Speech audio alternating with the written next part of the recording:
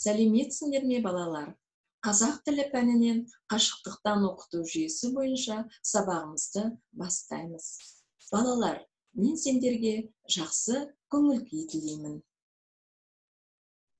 Сабақтың тақырыбы қазақтың ұлттық ойындары, сын, қимыл, бейнелік үстеуі. Оқу мақсаты жанрлық және стильдік ерекшеліктеріне сай құрылымын сақтай отырып, құттықтау құрастырып жазу. Үстеудің мағыналық түрлерін ажырату, синонимдік қатарларын түрлендіріп қолдану.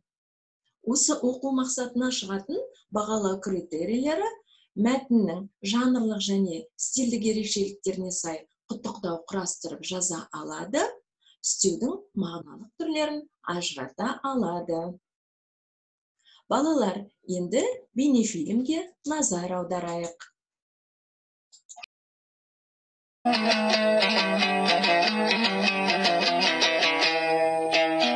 Қазақ халқында ер жігіттің білек күші мен әдіс айласын арттыратын спорттық ойындар жетерлік.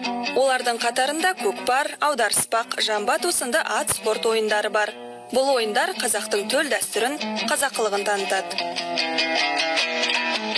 Аударыспақ салт аттылардың бірін-бірі ерісінен аударып алу сайысы. Ойынға қайрат күші мол, батыл да төзімді, шапшаң қимылдап, ат құлағында ойнай білетін жігіттер қатысады. Ежелгі заманнан келе жатқан бұл ойын жаугершілік кезінде найза ұстап, қылыш шабатын жауынгерлерге қажетті қасиеттерді қалыптастырған. Аударыспақ қазіргі кезде де шопандар тойында, мерекелерде спорт ойынның бір түрі ретінде көрсетіліп жүр.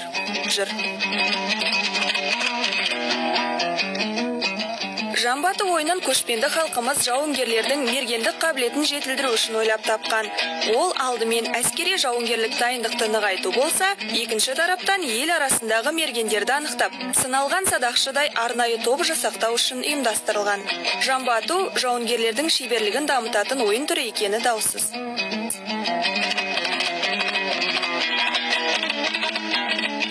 Көкпар ұлттық ат спорты ойындарының бірі. Ойынның атауы көк бөрте деген сөзден шыққан.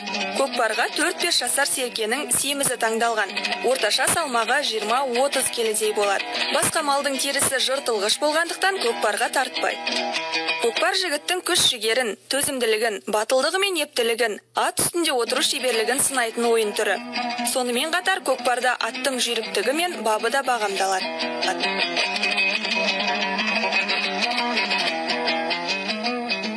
Аталған спорттық ойындардың барлығы да азаматтың бойындағы батылдықты, төзімділік пен табандылықты арттырады. Дәстүрлі қазақ қоғамында ұл бала шаңырақтың иесі, ер азамат ата-ананың қамқоры болып саналады. Сәйкесінше, әке ұлының ержүрек, батыл болып тәрбиеленгенін қалайды.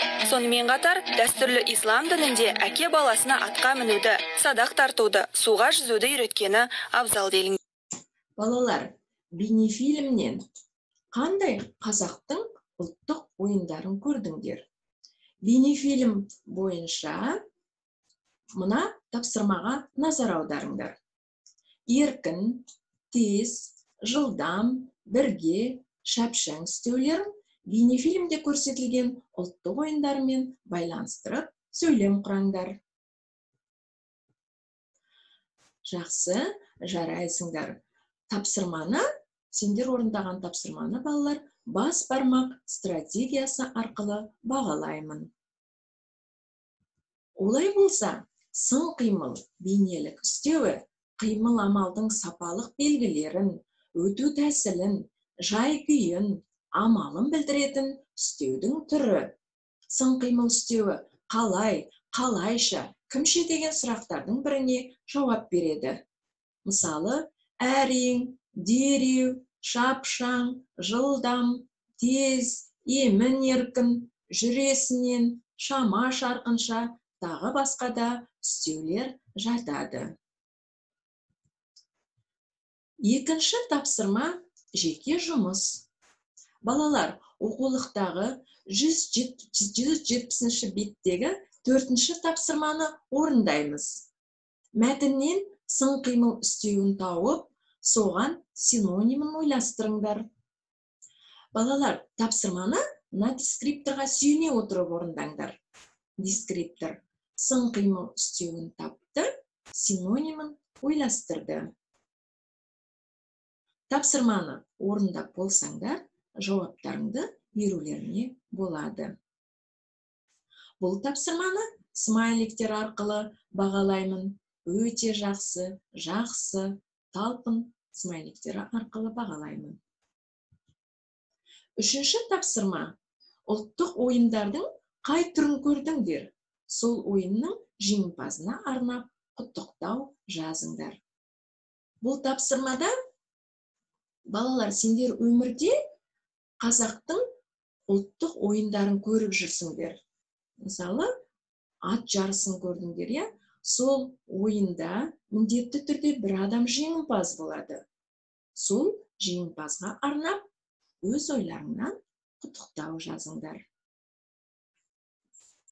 Жарайсыңдар, балалар. Мен бұл тапсырманы мадақтау сөздері арқылы бағалаймын. Жарайсыңдар, керемет, тамаша.